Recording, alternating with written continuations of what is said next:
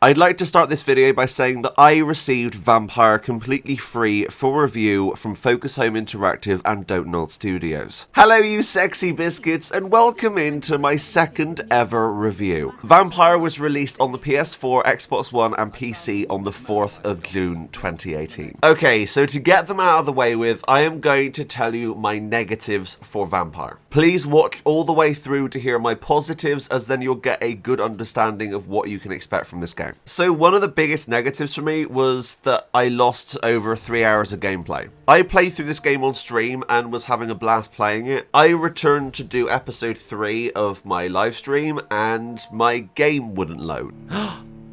No! Has it crashed? Holy cheese balls. Hang on. We've crashed it, guys. It's dead, Jim.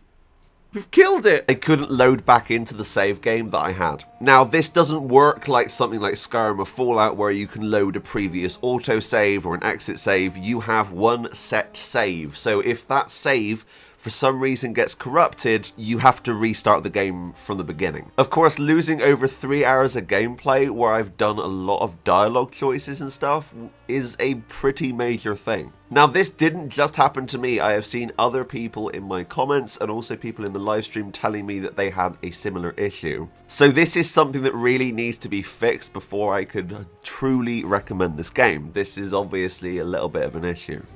In terms of other negatives for the game, I feel that there are some things missing from Vampyr. Stealth is a pretty major one. You'd expect a vampire to be stealthy. You'd expect them to be able to dart from corner to corner and kind of sneak up on their enemy. That's not really viable in Vampyr. You will enter a zone, let's say, with 6 vampire hunters, and you're thinking to yourself, right, so I need to make my way to someone whose back is turned. So you try taking cover behind a door. That's not viable. You can't take cover in this game. It's something that I really think that they should have implemented. If you're generally hiding behind a door, the enemies generally notice where you are pretty quickly, and it seems slightly unrealistic. I want to be able to stealth my way in, grab someone from behind and take them into a dark corner of the room to drain them of their blood. But that's not viable here. You can do a quick stun attack and then you're in full combat. There is no way that I could see where you could literally take one person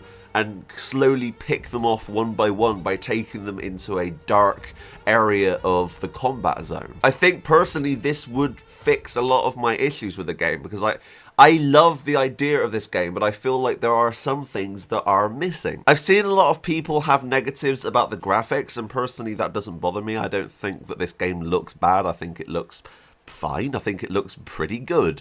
I don't feel like that is an issue.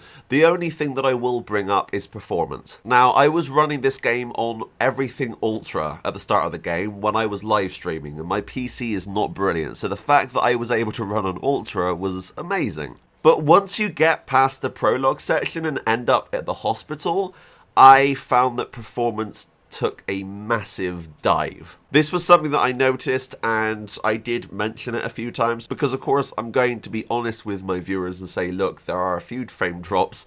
It's not my PC. Normally it's my PC, but it wasn't my PC, so that is definitely something that could be worked on. I had quite a few people message me and say, hey, I have the same setup as you. I have a GTX 1050 Ti. My computer is doing the same thing. So this is not just me, this is happening to other people. So performance definitely could be worked on, maybe in these massively kind of lived in areas of the game. I understand that the hospital is definitely going to be one of those places it's going to be harder to run. There are so many NPCs walking about in there, and I understand that, but I was even experiencing frame drops when I was out of those areas. So on to the positives, because I do have a lot of positives with this game. I really like this game, or however negative I made it sound before. I wanted to make those points because I think that they're important to me, and I think they're important to other people, and I want to get those out to the developer. I want to say, hey, look, I love your game, but I think that there are some things that you could either fix or add. I mean, I'm not expecting them to add all of the stuff that I said because that would be silly of me, but I'm throwing out ideas for possible sequels. My biggest positive here is the fact that you can talk to everyone. And I mean everyone. You can talk to Joe Bloggs over there and he can give you information on someone who lives miles away. I think that is absolutely mind-blowing. The amount of dialogue and option here is crazy. It's what I've always hoped for in something like Skyrim or another big open world RPG. The fact that you can talk to someone and that conversation can influence your conversation with someone else you don't really get with other RPGs. So I absolutely adore that. The characters are well designed. I love their designs. I love their voice acting. The voice acting is great. And I really, really enjoy this part of the game. Having conversations with people is the best part of this game. Trying to find someone who has information on someone else can take ages, but I really enjoy that hunt. You're almost like a detective trying to find the information that you need. Now, I want to talk about the setting because I think a lot of people are going to be a bit iffy about the fact that it takes place only at night. And yes, I can understand where you're coming from, but I think that this is a choice that the developers made. Also the fact that you're a vampire and can't go out in the sunlight. The world that they have created for this game is beautiful. Being a semi-open world allows them to add more detail than they would have if it had been a fully open world. So I got to commend them for that. It looks great and I love the little attention to details, like you can look in some windows of certain houses. Now on to the positives of combat. Oh, he's level 6. Oh god. Oh, okay, yeah, stamina. I got to remember my stamina.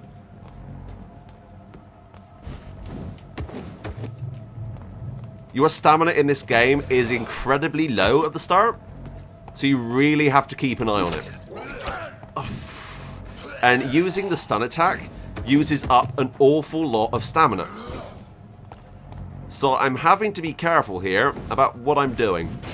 Oh god, I just knocked down that bear! Woo, that was close. The weapons feel great. I picked up the scythe, I think that's the first major weapon you get, and it's amazing. You can swing that thing around and you feel like a complete badass. Also, I picked up the sword, and having the stake match with the sword is a really good mix. I think combat in this game does feel meaty, especially when you knock someone down and they get stunned and smack their head on a wall, and you can hear that crunch. It feels great. Darting and zipping about as a vampire while in combat is fun. Boss fights are really good fun, and the fact that if someone attacks you, you can attack them and suck on their blood to get that health back that you lost from that previous attack. I like that system, and I think that it feels really, really good. Now for the story, I think that this is great. Everything that you do has consequences, and I think that is incredibly important for a game like this. You want your choices to have an effect on the world around you, and I think